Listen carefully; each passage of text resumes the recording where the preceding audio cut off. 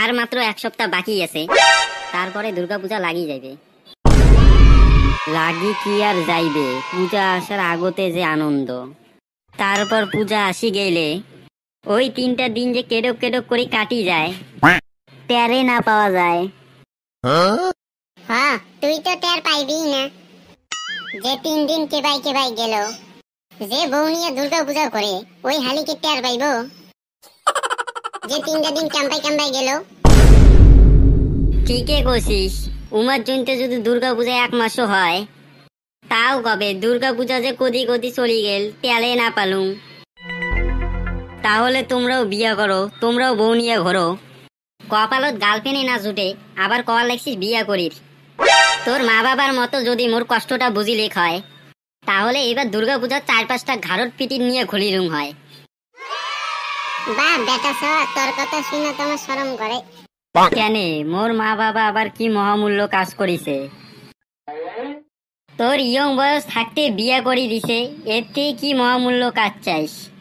আর মোর মা বাবা দেখির লাগছে যে বেটা বড় হয়ে গেছে, তাও হে বিয়া না দেয়।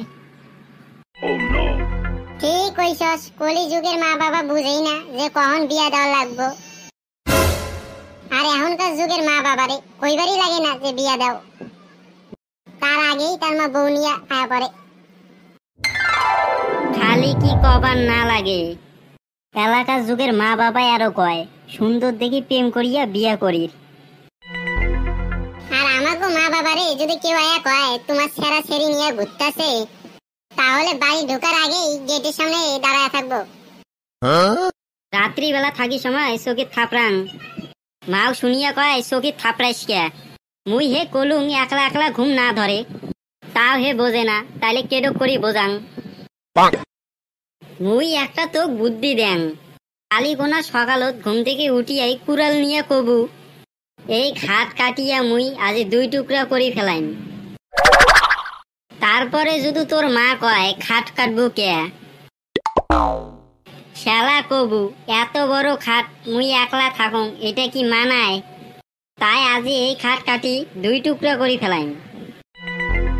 তাও বুঝবে না রে, এইডক করি কইলে আবার কবে পাখির জয়ন্তী এত বড় চকি না লাগলে কাটে, ভাত রান্দার খড়ি হইবে এলায়। তোর মা বাবা তো দেখুন বিশাল ডেঞ্জারাস লোক, এডক করিয়াই যাইবে দিনলা। যেদিন চুলদারি পাকিবে শালা যদি বোধ হয় অল্প। ওই এটে গোনা বসিয়া বসিয়া কি করি লাগছিস? বাড়ি যা, স্নান টান করিয়া ঘুমাও। কালি কোনা কাজ আছে, সকাল সকাল উঠা খাইবে। মুই এলা গেলুম, ফটারফট বাড়ি যা। দেখলু বিয়ার কথা তো মুখতে না নেয়, খালি কাজ আর কাজ করে জীবনটা শেষ।